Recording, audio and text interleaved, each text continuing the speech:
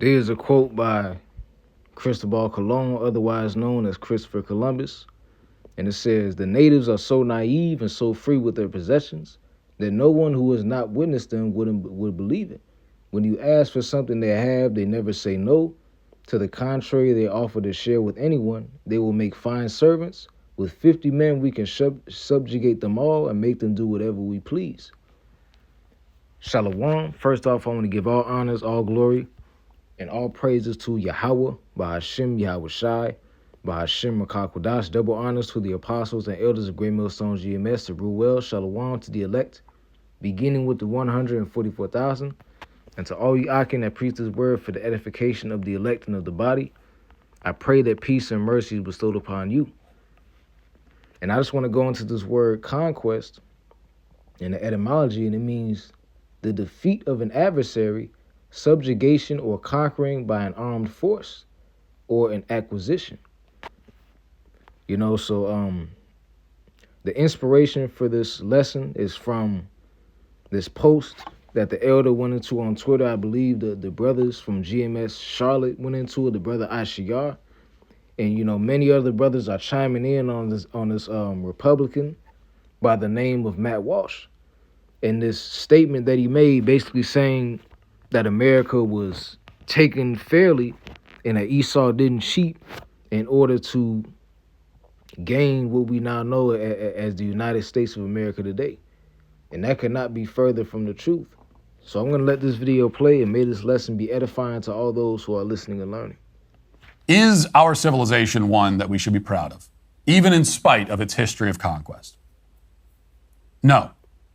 Not in spite of that history. I'm proud of it in large part because of that history. It is one of the great triumphs of all time that our forefathers had to first conquer an ocean in order to then land on a giant mass of uncharted wilderness filled with untold dangers and wild beasts, and yes, primitive warring tribes, many of whom practiced human sacrifice and cannibalism, and who, if they captured you, would torture you for fun and rape your wife and children before killing you, maybe eating your internal organs and taking your family as their property. And yet, in the face of those unimaginable horrors, our forefathers and ancestors conquered this entire hemisphere. So he's coming with the false narrative that, that the native Indians, which are the Northern Kingdom, the tribe of GAD, those are the Native Americans, and the tribe of Reuben, those are the Seminole Indians, in Florida. And he's trying to say that basically the natives were just these primitive, evil savages that were cannibalizing people, and that was actually a lot of the things that Esau was doing to the natives. But before we get into that, I want to read from this book called Discourses on the Evidences of the American Indians Being Descendants of the Lost Tribes of Israel. And I'm going to read from page 8 up to page 10. And it says, "On the discovery of America by Columbus and the discoveries subsequent to his time, various tribes of Indians or savages, which is what Esau calls them, calling us savages, were found to inhabit this continent whose origin was unknown. It is perhaps difficult for the human mind to decide on the character and condition of an extreme savage state. We can readily believe that children abandoned in infancy in a savage country and surviving this abandonment to grow up in a state of nature, living off herbs and fruits and sustaining existence as other wild animals, will be stupid, without language, without intellect, and with no greater instinct than that which governs the brute creation. We can conceive nothing reduced to a more savage condition, with cannibal propensities, ungovernable ferocity, or a timid apprehension. There can be but a link that separates them from other classes of animal creation. So with herbs of men and of a savage state, like herds of buffalo or wild horses on our prairies, they are kept together by sounds common amongst themselves. They are unacquainted with landmarks of civilization. This, however, was not the condition of the American Indians when they were first discovered. So contrary to what Esau says, the Northern Kingdom of Israel were not these wild savages, man. They were not these wild savages that were just going out committing acts of terrorism upon one another and upon Esau. This is verse 10 of the book, and it says,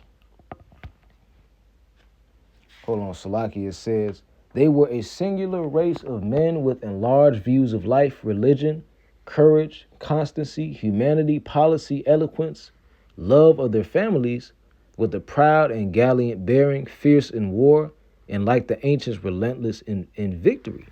And this right here is the same hospitality that Christopher Columbus, had wanted to take advantage of. And that's exactly what he did, which leads me to this article by Vox.com.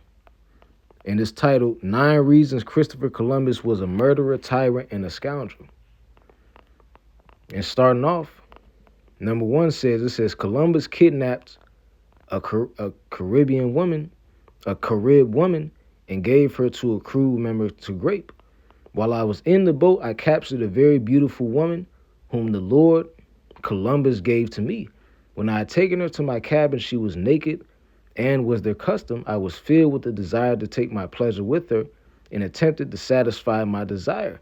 She was unwilling and so treated me with her nails that I wished I had never begun.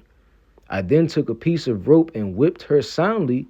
She let forth such incredible screams that you would not have believed your ears. Eventually, we came to such terms, I assure you, that you would have thought she had been brought up in a school for whores.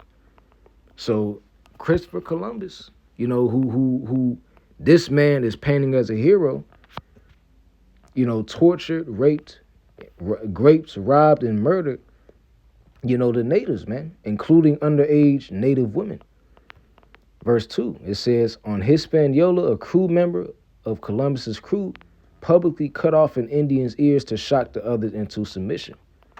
After an attack by more than 2,000 Indians, Christopher Columbus had an underling, Alonzo de Odeja.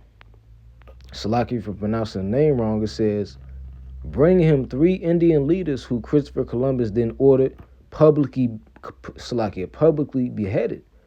The man also ordered his men to grab another Indian, bring him in the middle of his village, and cut off his ears in retribution for the Indians failing to be helpful to the Spaniards when fording a stream. So Christopher Columbus was committing terrorist acts on the tribes of Gad and Reuben, man. He was torturing them, beheading them, chopping off their hands and fingers. And in this account, these 2 Indians had their ears chopped off, man. Salaki, these 2 Gadites had their ears cut off, for failing to help them in fording a stream. So what is this dude talking about, man? He's forwarding a false agenda that America still believes to this day. This place was founded on genocide, man. So let's go to the book of Genesis, chapter 49 at verse 10. Salakia, let's go up a little bit. Let's see, Salakia. Genesis chapter 49 and verse 19, it says, Gad, a troop shall overcome him, but he shall overcome at the last. And that troop, represented Esau Edom. That was the troop that overcame the tribe of Gad, man. And Christopher Columbus is a prime example of that. He used the kindness, the hospitality and the spiritualness of our people, and he used that against them and committed acts of terrorism upon them. And yet this man is parading around as if what they did was necessary, man. When the natives actually taught them how to bathe. They taught them how to use the bow and arrow, many different things, but yet what did they do? They took advantage of their kindness, man, like the devils that they are. And when you look in the comments, of course it says, you had this dude, this fool right here, Western Dominion. It says America wasn't stolen, it was won. That was how history works. If you disagree, name a country that wasn't built through conquest, I'll wait. Then you had this dude say, meanwhile, you're getting conquered by small hatters, and he's proud of that too. And that's what's happening too. You got these small hatters out here, the people that Kanye talked about that he got canceled for. But the main point is this man, Cristobal Colon was not a hero. You know, he was actually a murderer and a thief, you know, who established this place by blood. And that blood is eventually going to come upon their own head. This is the book of Ezekiel, chapter 35. And it says, let's see.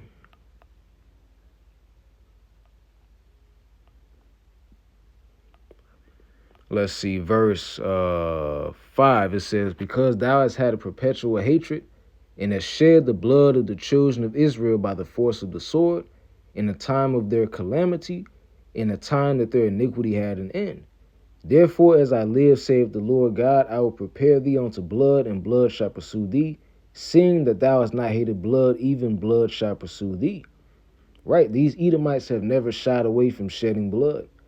And this article shows you an example of that, man. They were cutting off, you know, our people's heads, chopping their heads off, you know, dismembering them, forcefully S-ing their women, doing all these acts of terrorism. But yet, we have a Christopher Columbus Day.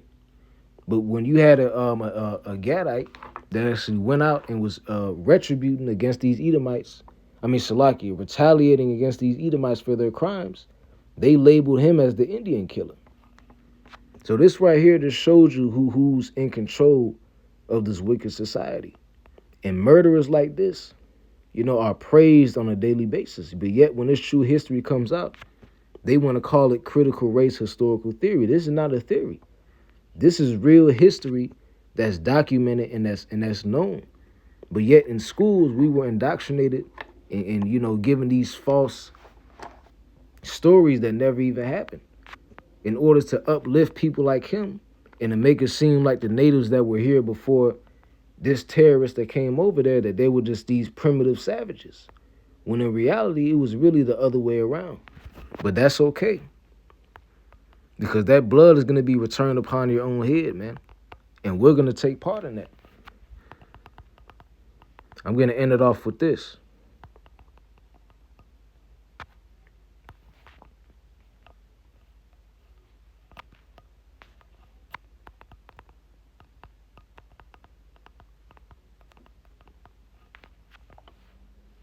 It says, this is the book of Ezekiel, chapter 25, in verse 12. It says, thus saith the Lord God, because Edom have dealt against the house of Judah by taking vengeance, and have greatly offended and revenged himself upon them. Therefore, thus saith the Lord, I will also stretch out my hand upon Edom, and will cut off man and beast from it. I will make it desolate from Teman, and they of Dedan shall fall by the sword. And those are Edomite cities. But it's always a people before it's a place. Verse 14, and I will lay my vengeance upon Edom by the hand of my people Israel, and they shall do in Edom according to my anger and according to my fury, and they shall know my vengeance, saith the Lord. So eventually, all the blood that these people have shed, they're going to eventually get paid back, you know, for all that they've done to the people of this earth, you know, to the Israelites. And that time is not yet coming. And when it arrives, the Lord is going to allow his people to take part in that. And may I take part in it as well. You know, if they parade this guy as a hero, that just shows you that this place is completely turned upside down, man. But this is America. The word Babylon means confusion. This is the place of confusion, man, where people like this are uplifted for the murderous terrorist acts that they've committed against our people. But that's going to change very soon. And when it does change, hey, keep that same energy that you kept in this video. But with that, I want to give all honors, all glory, and all praises to Yahweh, Bahashem, Yahweh Shai, Bahashem and Kakwadash. Double honors for the apostles and elders of Great Millstone GMS, Ruel, Shalom, Kwam Yasha'Allah, and the Bible Ball. I'll see you all on the next lesson.